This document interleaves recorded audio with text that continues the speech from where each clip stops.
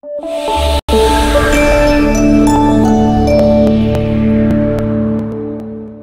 asks, we use time for learning for a few different subjects, but we still love hands-on materials too. So I wondered if any of you moms have any suggestions for saving money on physical school supplies.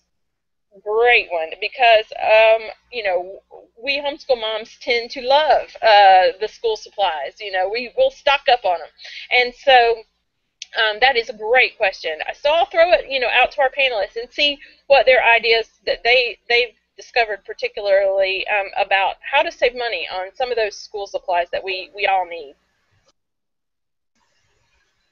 What I do is I usually try to wait until after the kids go back to their traditional schools, and all of my local stores have a clearance sale to move out the goods from the back-to-school supply section, especially Target, Walmart, all of the Office Depot. They all run their little school specials, you know, and there's always huge lines and things when kids are getting ready to go back to school.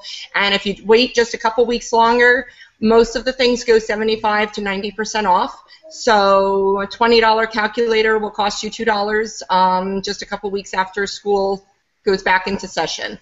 So that's usually when the kids and I head out to the stores with multiple shopping carts and fill up our baskets. We get pencils, pens, glue sticks, everything, crayons, markers, 3-ring binders, everything that we would need, and we get it for 75 to 90% off.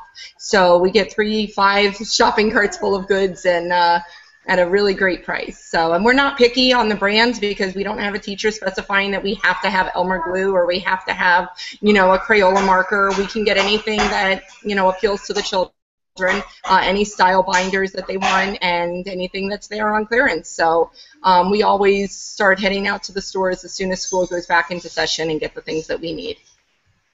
Such good advice. I have definitely done the same thing myself, and it is such a boon because we tend to actually start our homeschool year about a week after the traditional schoolers do anyway, and so yeah, that's just about the time that things are going on clearance, and it's just such a great time to stock up. Any other tips that you other panelists have? I belong to some Facebook groups where they sell things secondhand, and a lot of times that will be a great way to. A lot of times they'll be selling like readers that their kids have outgrown, just a lot of different things like that. So that's a great way to, you know, manipulatives, lots of things like that that you can get secondhand through maybe a Facebook group or even a used book sale. You don't have to just get curriculum at a used book sale. You can get lots of other stuff that you could use there too. So. Great idea, Dia. Yeah, I had kind of forgotten about that because that is such a neat thing. Is that there's so many of these now. Almost the used supply swaps between homeschoolers, and I know The Swap, that's the actual name of the site, is one of the longest standing ones where you can, you know, swap back and forth books and curriculum and all that kind of stuff. But that is such a great idea, is to remember that there are so many places that you can get.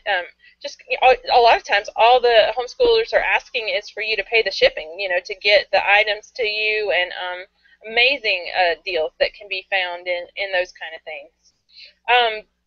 Another thought is a sale on physical goods is the tax break that you get. Audrey and I were talking about this previously before the webinar started. Audrey, tell a little bit about what these tax-related sales are.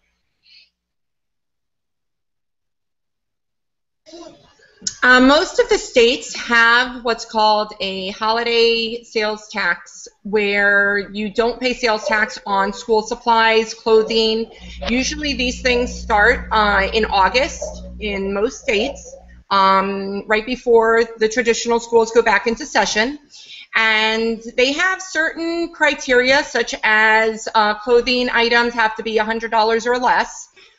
School supplies have to be, some states have a $20 limit that each item has to cost less than $20 to $30 in other states. So it can't be a high-priced item, but some of the more common school supplies, such as notebooks, pencils, you do save on the sales tax.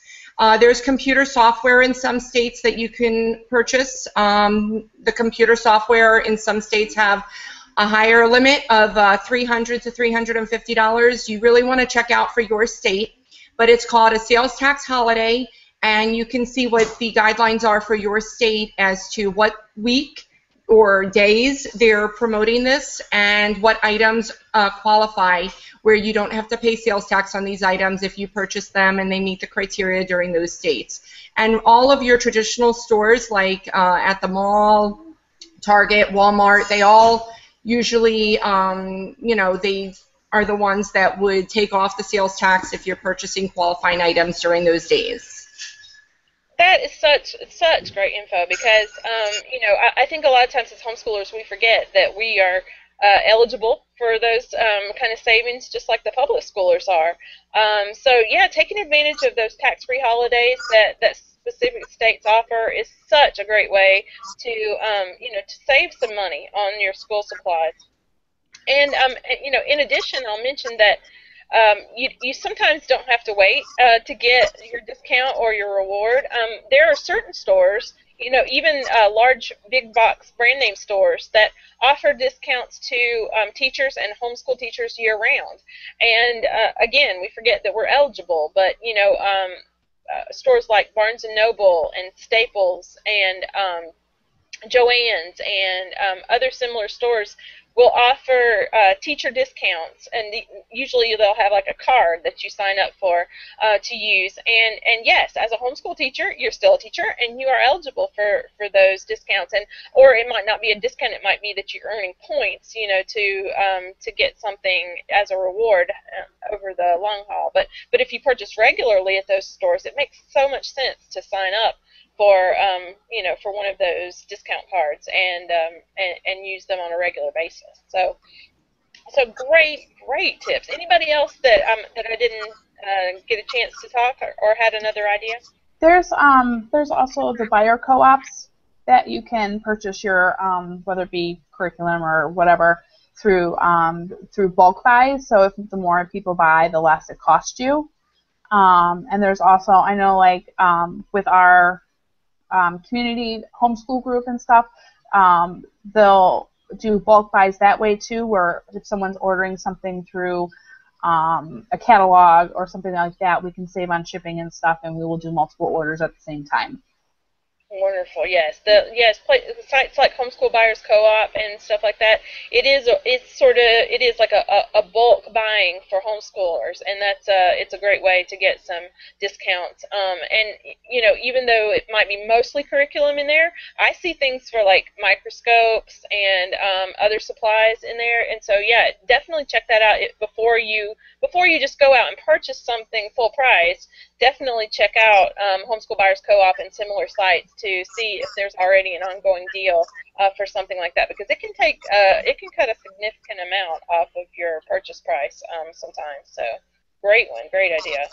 I also wanted to mention when she was talking about software, this is another thing that often as homeschoolers we don't think we're eligible for, but check into it, and there are times when you can be eligible for either an educator discount or a student discount on software, depending on what the site is and what their regulations are on that within their company. So sometimes that can be quite a discount if you check into that. Awesome. Yeah, I did not realize that. That's really cool. Mm-hmm. Yeah, because software can be one of the things that really adds up. Absolutely. Yeah, and I've seen even that for computers occasionally. They'll offer student discounts on computers and things like that. So, yeah, great. I also, when I was doing a little bit of research earlier on the tax holiday, some of the states even give like the tax off on computer purchases. So I bet that adds up. Yeah. Yeah, that's amazing. Super. Okay, great. So many great tips on this. So, Sarah, I hope that was super helpful. I actually learned some stuff, so I hope you did too. And hopefully, hopefully will let you save some money in the near future as you think about buying some of these school supplies that you're looking for.